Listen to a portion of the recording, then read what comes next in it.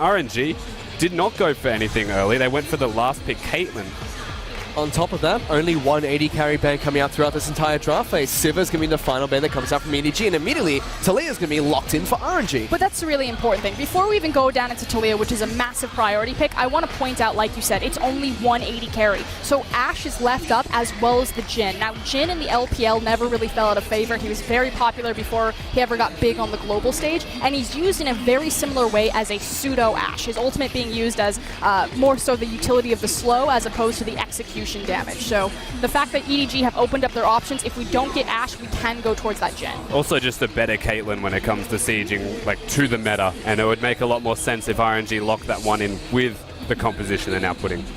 Well, we saw Rek'Sai banned out last match against RNG, immediately picked up here by Clearlove on the red side of Summoner's Rift. Mouse is going to go ahead and pick up Echo and show Looper how it's done on the top lane. Now, Clearlove didn't have any of the global presence on the map. He was forced into that Elise pickup, but it didn't matter because he got a piggyback with Tahm Kench. This time around, his signature champion for most of the splits, Rek'Sai has that semi-global presence if she sets up her neural network of tunnels appropriately. And what's really cool about Clearlove on Rek'Sai is, I say this all the time, the true successor to Wei Xiao wasn't an AD carry, it was Clearlove. What Wei Xiao was very famous for was how he would trim and create the sixth man on the map, that slow push with waves. Watch Clearlove in side lanes when he has global presence on a Rek'Sai. He'll get his Tiamat, he'll turn it into a Hydra, and he'll sit there and he'll push waves and create pressure points for his team. Well, we're still waiting to see what the next two lock-ins are going to be for RNG. MLSG was hovering over the Hecarim. We already saw how he was talking about how he's the big Hecarim than Clearlove, and he's still holding on to that Ghost of Smite, so it's still a possibility later on, but they do lock in Nah as the top lane pick for Looper, and they take the Tahm Kench away from Mako. Yeah, I'd mentioned this at the end of the last game. Nah is one of the champions we're expecting to see much more of as the series progresses. Of course, the Game 1 cheese is out of the way, and the Tahm Kench respect taken away from EDG. We haven't seen a lot of Mata on Tahm Kench. Mata more so known for his Alistar as well as his Braum in the LPL. So very curious how it's going to happen. It does fit right in that wheelhouse of, the RNG win condition. The bot lane just needs to survive. So Mata can very quickly reposition Uzi, pull him back into safety, as well as help shot call with his TP ability. I like the concept of the shot caller having Tahm Kench just so you can eat people that are out of position. If you want to disengage, you're like, nope, we're going back. Or if you're going in, it's nope, we're going in. Makes plenty of sense that Mata will be picking up that champion as Uzi's going to go ahead and lock in Jhin. So it's Jhin and Tahm Kench in the bottom lane. But on the flip side, it's your favorite lane, Frostco, and it's the mustache lane of Ashe and Braum for Deft and Mako. And if Mata is known for his Braum, Mako specializes in this champion. There's actually a bit of a joke going around that Clearlove made the statement that Mako said no one can be bad at Braum, and Clearlove said Mata. And Mako goes, that's just because he misses his cues. Followed by a highlight of Mata missing every single cue possible in a match. As this time around, MLSG is going to be picking up the Elise, so going to be taking that into the jungle against Clearlove. One other thing, you already mentioned this, Clearlove has the propensity to sit in side lanes and start to push it with Tiamats. It also unlocks the middle laner to play something like the Cassiopeia, the Syndra, the Zed, the Assassin that can actually kill you because he doesn't have to split push. And reminder, Scout, former sub and backup to Faker on SKT, he was very well known for his Zed in Korea. He did get to play that in the Kespa Cup when he got his debut, so this is not a champion that he's unfamiliar with. This is kind of a signature pick, although he has not played with it in the LPL. He has not. This has normally been a pick that Pawn will be picking up. Even Twisted Fate, a champion that we normally see Pawn pick up for EDG, who's not playing due to his back injuries, but Scout, he's been a fantastic player for EDG throughout this entire summer split. And that's the brilliance. Again, everyone looks at Mouse and says, this guy has stepped up huge for the team, taking the place of Korra, the former captain of EDG, but it's really been Scout and how versatile he's been. He came in with the reputation of being an assassin player, immediately went to the wave control picks,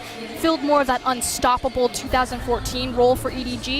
Now taking the Zed in the Grand Finals, as well as having an incredible performance on Twisted Fate in Game 1. Scout is really shining, while Xiaohu is taking a step back. We're going to see how he's going to be able to use this Zed in the mid lane here. EDG, a very different team composition going into this match. Not as much global pressure as they had in game number 1, but still a fair amount with the Ashe as well as the Rek'Sai. RNG as well, changing things up. They've got the Talia pick that we said will be very heavily contested coming into this best of 5 series. Yeah, absolutely right. So the Talia's picked up, but Scout seems to have an answer. This is a second draft phase that's gone quite peculiar in the way of EDG with a very unique strategy. The strategy always has been that if you have a roaming mid laner to take either the Syndra, the Cassiopeia, or in this case that Zed, saying that you're going to be able to push me in, but I'm going to lock you underneath your own tower with the kill threat.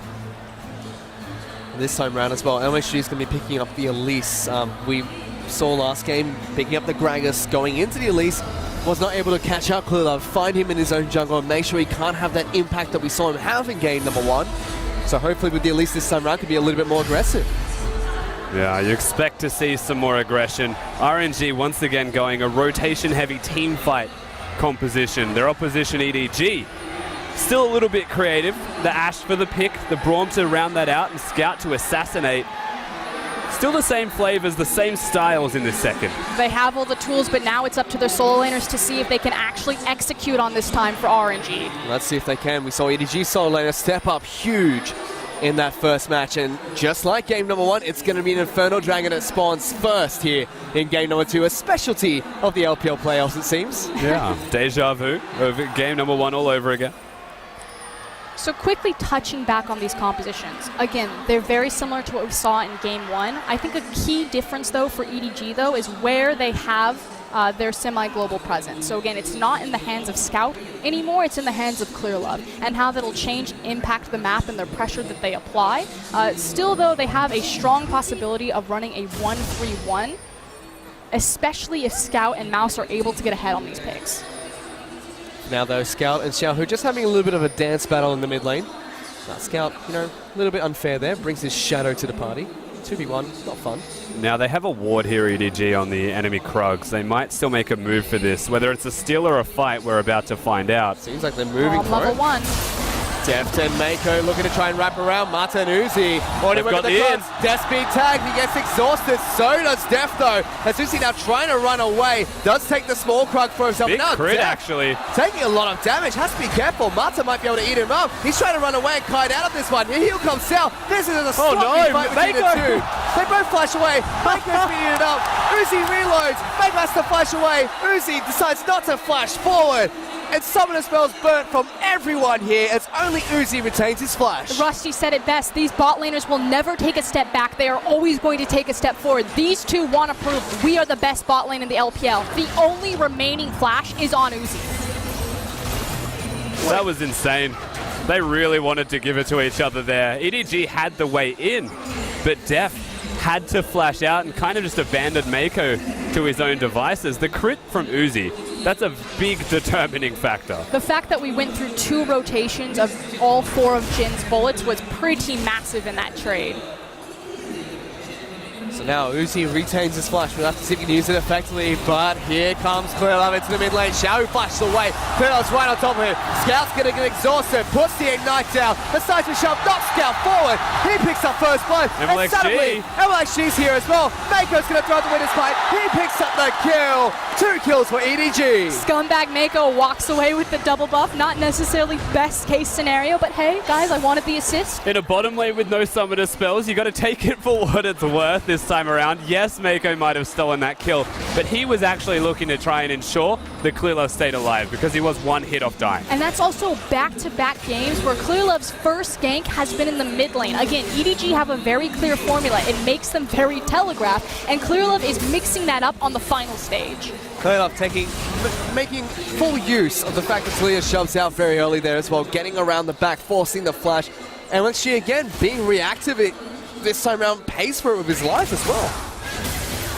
And already very early on, Scout gets a kill for himself on the Zed, has the null magic mantle, picked up 2 long swords as well. Eventually, this might become a tough lane for Xiaohu. Yeah, definitely could be. The most unfortunate thing was that Xiaohu knocked them towards him to get the last blow instead of knocking them away. Things might have been different for RNG there. Bit of a power play for RNG. MLXG trying to take away this blue buff. Is able to get the smite away from ClearLove. Successfully sneaks in towards the blue buff around the vision. So communication has been weak between RNG's solo laners and their jungler, but it still is looking very strong between them and their bot lane. Mata and Uzi pressuring the way forward, keeping Deft and Mako locked in, and opening enough space for MLXG to get some sort of counterplay when it's all said and done. To move back down towards that bottom lane. It seems like Jin's going back to base rather early here. Picked up 2 long swords for himself. Deft and Mako fairly even in CS. Still deciding whether they're going to go back to base. They're actually waiting inside the brush, trying to see if they can catch someone out. Well, they would like to hang around a bit longer to get to that BF sword.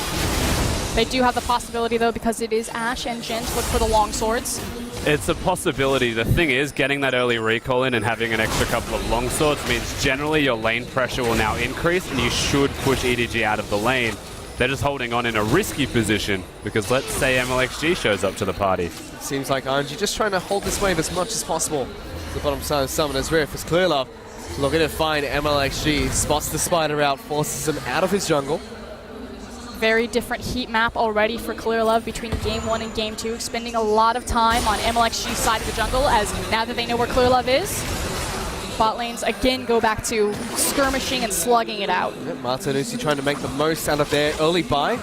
Still freezing away against Deft and Maker, making it hard to farm.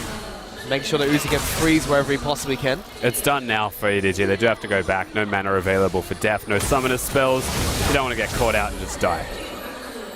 Scary thing is going to be the experience advantage for Scout. He will beat Talia to level 6, which means that kill threat is just more looming. That's there it now. It is.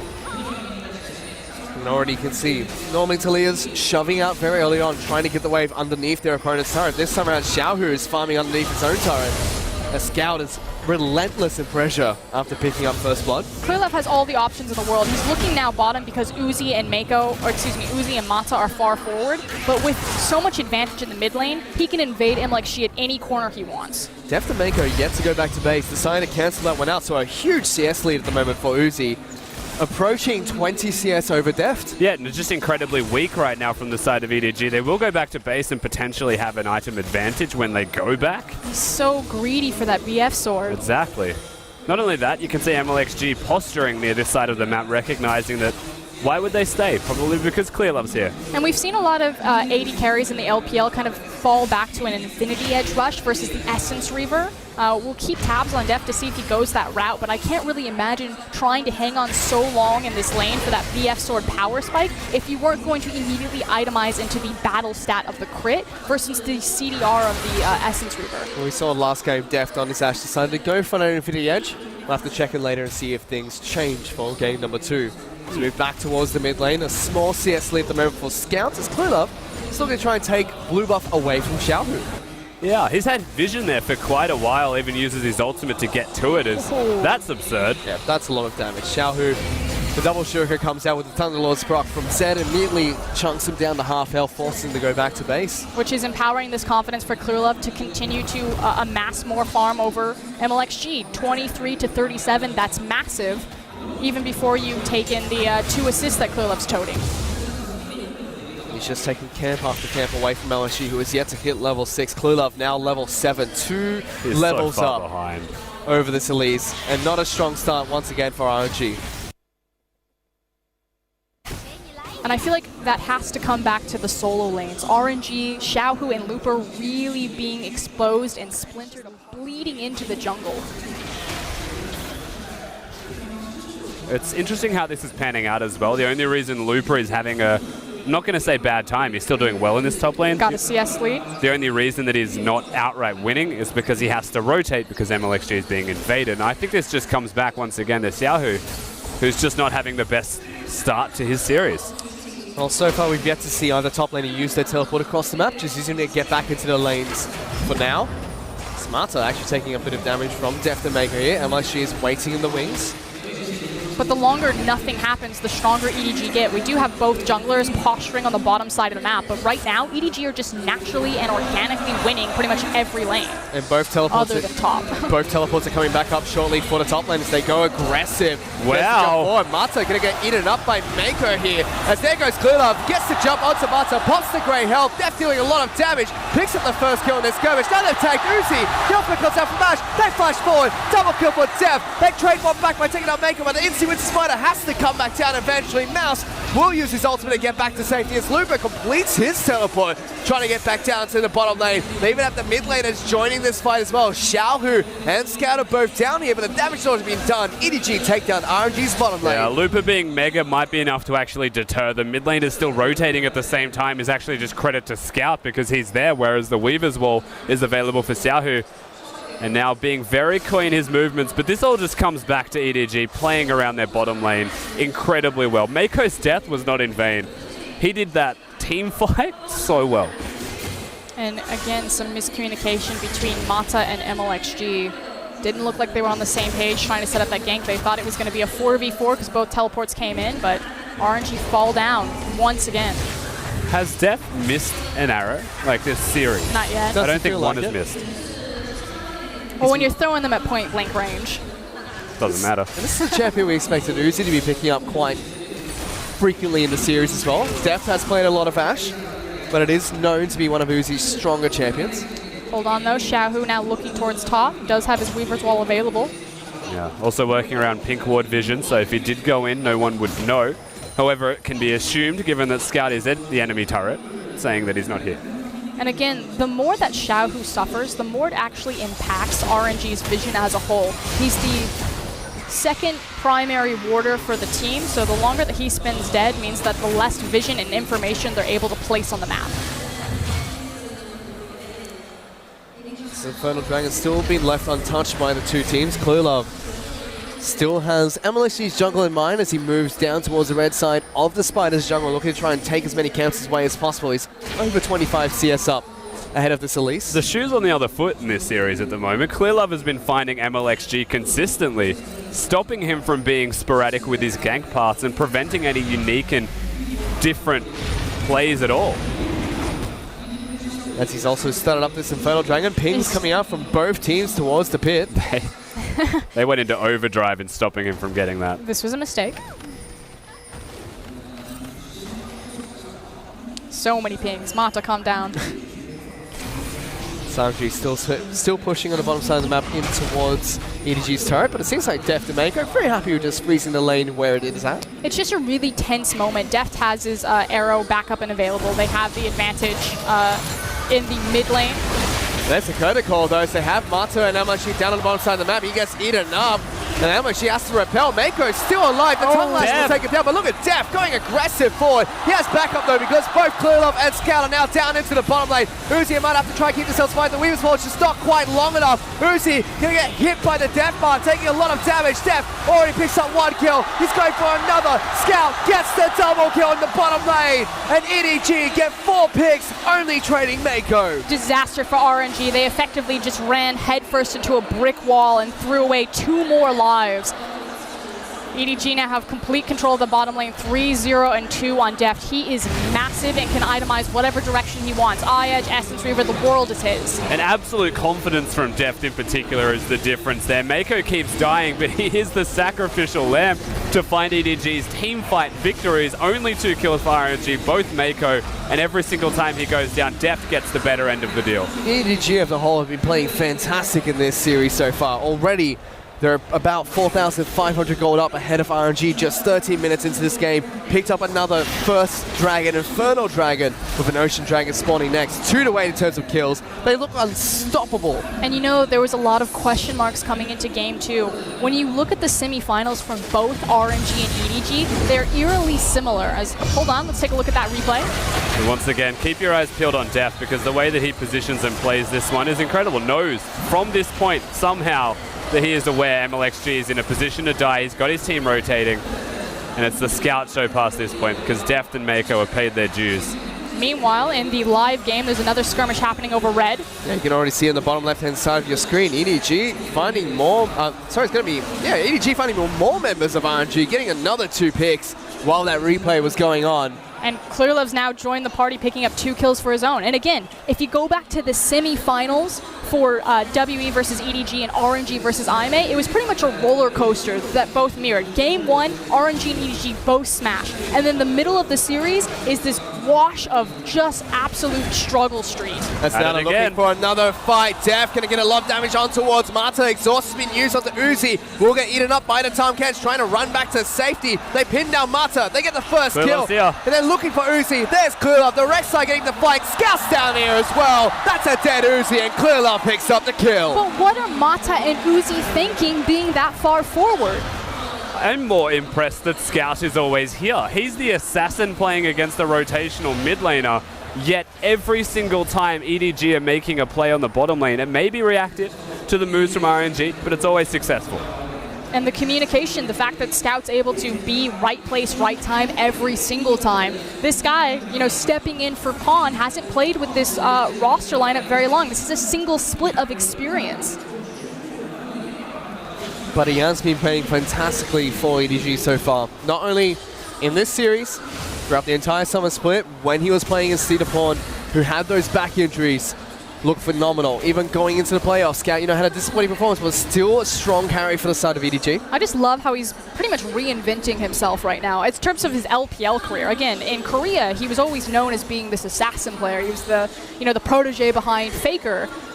But to see him finally take the Zed pick in such a high-pressure situation, I mean, obviously Game 2, Game 1, you smashed, you're up, so you can take that gamble and roll that dice, but taking the Twisted Fate, being a key playmaker there, and then pulling out the Zed, hats off to Scout. And I hate to say it, Xiaohu is a great player. He's had a great split. He's having an awful He's series. having a horrendous split, as now they're going on RNG again. Yeah, EDG looking to get the gank on towards the bottom lane. Uzi and Mata in trouble. This is deja vu for the entire series, as Mata's going to be first to fall. Uzi falls shortly after. This time around, it's Def that picks up the double kill.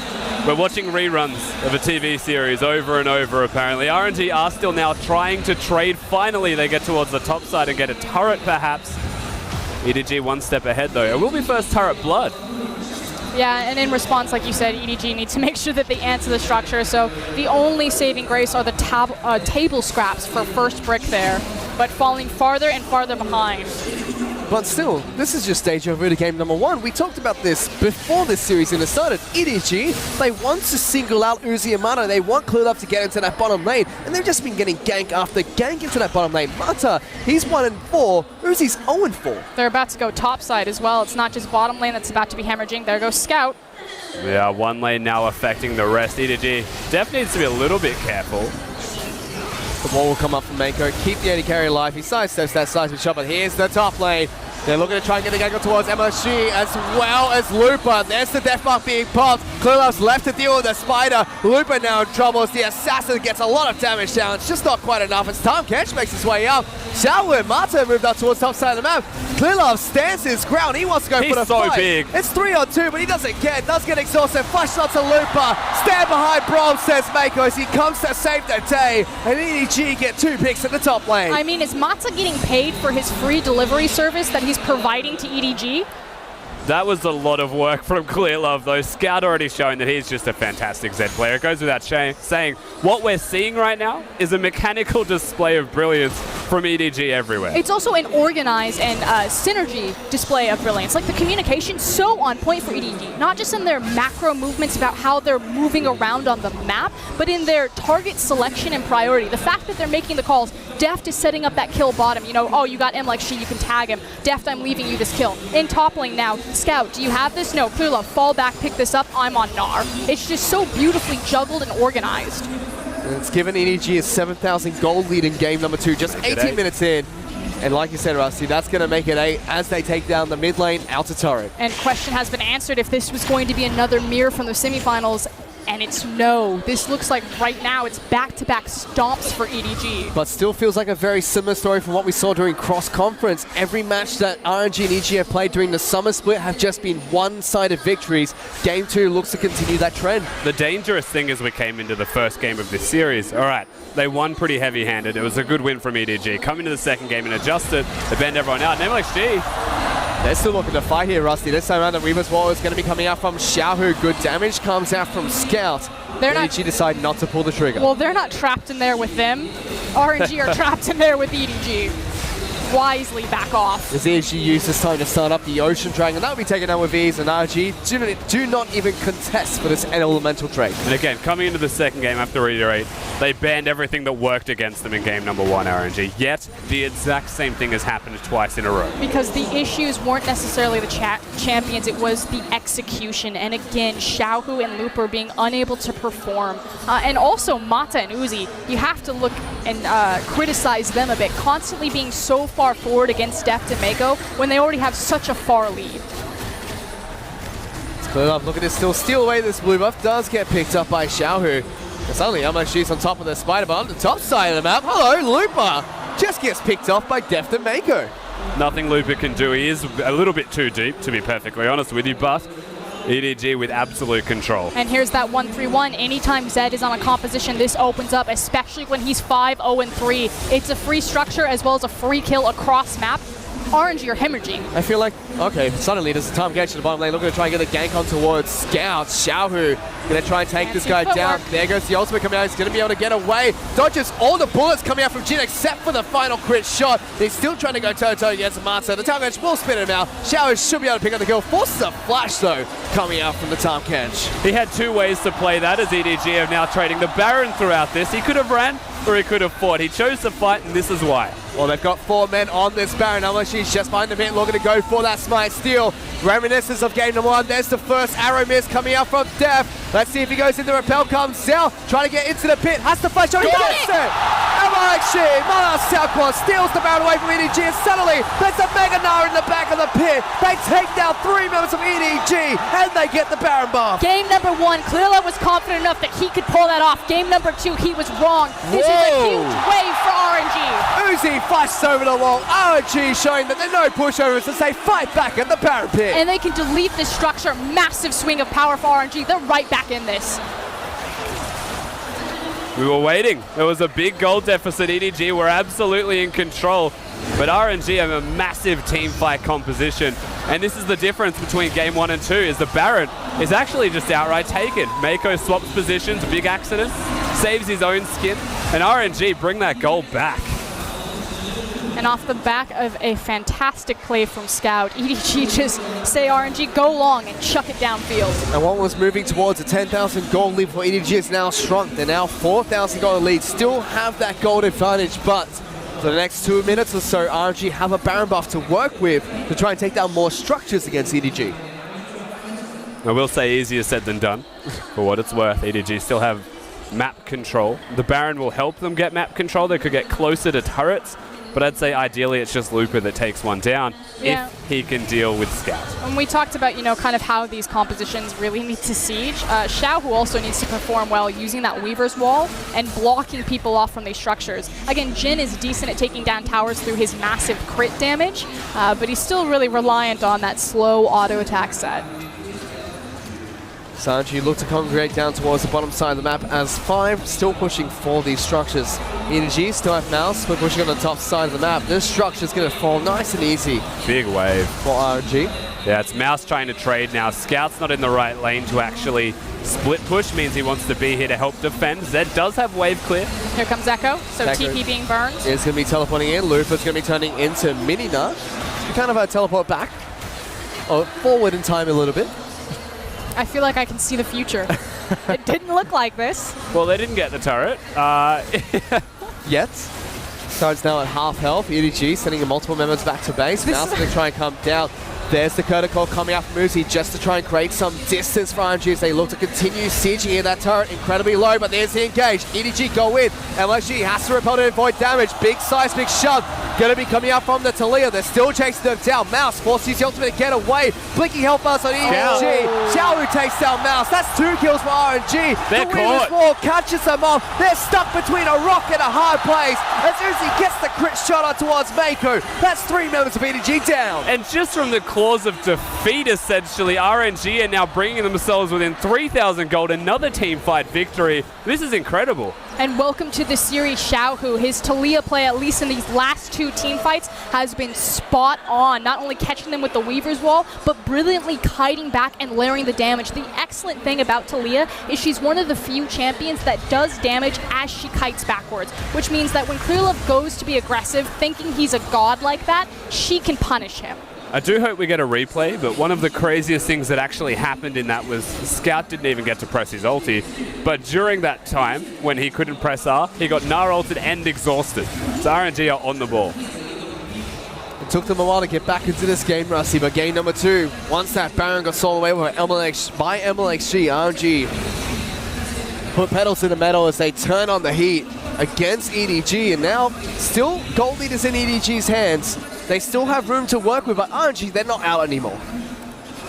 It's really now about resetting mentality. Like you said, they are within touching distance. An Infernal Drake will be spawning in 27 seconds. Yeah, it'll be the second one that EDG picks up if they're able to get in here, but RNG have absolute control. Scout's not having the same impact that he did in the early game. He's also unable to split push as effectively as he would like, as Clearlove's in trouble. Caught him out. Looper still mini-nuts. He takes, Clearlove will take his tunnel back to safety now. Gonna go back to base here, probably use his ultimate to get in towards this Dragon Pit. If they contest it, Uzi should be setting up his traps and those choke points. It appears they want to. There goes Clearlove around the backside of this pit. Mouse moving in aggressively. There's the Curtical coming out from Jin. Oh, Ash right arrow on Jin. lands right on top of him. Marta has to eat up him, and EDG just chased him down. Looper is Mega, gets a Mega Knight on towards Mouse and Mako. Scout going to the back lines, gets exhausted. Back onto Uzi, trying to take him down. Can't get quite that last tick of damage, but Mouse, he's stealing work. Uzi's gonna fall, and EDG, they're fighting back once again. Xiaoyu tries to kite away, has to flash out. Marta eats up the rack side, but Def still chases them down. Will sidestep the seismic shove. Mouse going huge in the backlines, gets the triple kill. He's looking for the quadra kill. Xiaoyu's gonna fall, and Mouse comes out massive for EDG as they get the ace against RNG. And they've got the wave behind them immediately pinging to break that inhibitor line. Yes, Xiaohu is finally performing, but it doesn't matter because Scout is doing so much work in these back lines. And if they just did it 10 minutes earlier, they wouldn't have an 8-1 Ash to contend with. This team fight was just so simple to execute on if you're Dev. The Jin ultimate doesn't have to be dodged because the arrow connected, so he gets the better of the ult trade. And this is definitely the Mouse show, but look at Dev. He's just barely touched. He's able to kill Looper and just work around the map so easily. And meanwhile, Scout in the back line is absorbing so much attention from both Xiaohu and Uzi, eventually helping take that Jin down and allowing Def to just, walk in the park, eat through RNG's front line. Yeah, Zed was buying a lot of time for them. Didn't get the kills, but did enough damage. And again, very effective play. Xiaohu has shown up, but it could be a too little too late scenario as EDG finally get that momentum back. Well, once again, RNG look to try and take down this Infernal Dragon. This time around, they should be able to take it as no members from EDG are near that pit. They all head back to base to pick up their items. The next Dragon to spawn is going to be another Infernal Dragon, so a big fighting objective for these two teams. But EDG have now secured themselves a 6,000 gold lead. They do sack it. It's unfortunate for EDG. They have to give away the Infernal Drake, but the number one priority is the Baron buff that's up in 18 seconds. And so Clearlove steals and sets up a blue to get vision alongside it. Yep, they've got better position here, as well as the Hawk shot spotting out RNG in the mid lane. With the arrow back off of cooldown, it now comes down to who's going to get picked off from RNG. Well, they have Scouts split pushing on the top side of Summoner's Rift. For RNG, it's Looper that is pushing out the waves on the bottom side. He does have his teleport available. Have to see if he can juggle his Mega Knight effectively as we go in towards this next Baron fight, if EDG decide to take it. You have to look towards Mouse. Is he going to go match the bottom lane and push it out? Because teleports are available, meaning that Scout would then be on the top side of the map, and that's a really delicate place to sit. Means that this Zed will not be split pushing. He will be involved in these skirmishes and in these fights. Vision becoming that much more important, especially as we play around Fog of War. Again, Scout, he's going to be in the skirmishes. He needs to make sure he can get to that back line. There's the Weaver's Wall, though, as well as the Jin ultimate coming out. Ash Arrow going to land once again. Deft has been a sniper to the sniper so far. Scout looking to try and get into the back lines. Going toe-to-toe against MLG to start things off. Forces the Shadow to get back to safety. Uzi has been jumped on. Looper trying to peel, but so far it's Mouse that gets the first kill in this fight. Uzi's still left untouched, but so is Deft. They're both going to get an exhausted. EDG are collapsing. RNG incredibly low on health. They're running for the hills. They're chasing down the carries, but EDG find two picks against RNG and ping towards the Baron. That was a delicate fight for EDG to play out. There was two flanks from RNG and they were pressuring them throughout, but they make it work. They get the collapse and they take out enough members of RNG to look towards this. However, there's Looper a teleport coming in. Looper's going in, can't get it. It's this time the smite will secure the Baron. As Looper still has to fight his way out of this pit. Deft and Mouse kiting back away. It's a 3-on-5, but low health bars for EDG means they just take the Baron buff and get the heck out of there. Everyone's fine. We all backed away. Looper, you gonna get cheeky? No, he's fine. Wondering where his friends are as they all just ran away from him in different directions. EDG running the scatter comp. Get the Baron, get that gold lead again. Should get a big item spike. And this is actually just Mouse popping off. It's also big because Looper did use his TP to try to get revenge and peel off some of those Barons, which means that through the duration of the Baron buff, Looper will not be able to play cross-map. Mouse has even picked up a Magi Soul Stealer here. I mean, he picked up MVP in game number 1. Now he's being a little bit rude with that pick. I mean, when you've got 10 stacks on a Dark Seal, you just happen to have 1,000 gold in your inventory. Echo's already a difficult It'd be rude champion. not to. Echo's already a difficult champion to kill, Rusty. He's got his ultimate. Now he's got a Guardian Angel as well. That Magi Soul Stealer going to be heavily protected by this Echo. He's actually trying to figure out what he wants for his last item. Probably should be that Randuin's. Would make sense to be picked up against Jin. Does have the guaranteed crit on his 4th shot. Thank you, Fish. But EDG are now 8,000 gold in the lead against RNG. Back to kind of where they started, so to speak, before MLG got the Baron steal. So they look strong trying to come back into the game, but EDG once again just trying to close the front door as fast as they possibly can. Yeah, momentum-wise, they actually have the Baron this time, EDG, so you'd expect map control to be theirs. And if they have that map control, you'll watch them go to this bottom lane. The inhibitor is theirs for the taking with no turret. If this fight is successful, they'd rotate mid, then top. Well, the inhibitor turret was taken down previously, so EDG just waltz in towards RNG's base, take down the inhibitor for themselves, nice and easy. Still have the Baron buff to work with, and it seems like they're moving towards the mid lane to take down the mid lane inner turret and work towards the mid lane inhibitor turret next. They need to be very respectful here, RNG, because that Ash Arrow is still up.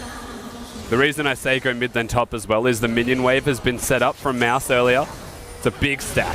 Power Convergence coming in from Mouse, looking to try and get the flank on towards MLG Xiao, use the protocol to get back to safety. Mako does get Seismic shoved onto the uneven ground, taking a bit of damage, but EDG's just shrug it off and then move exactly to where you expected them to, Rusty, towards the top side map to take down the top lane inner turret. And again, the tension builds. I feel like EDG are just waiting for RNG to step one toe out of line.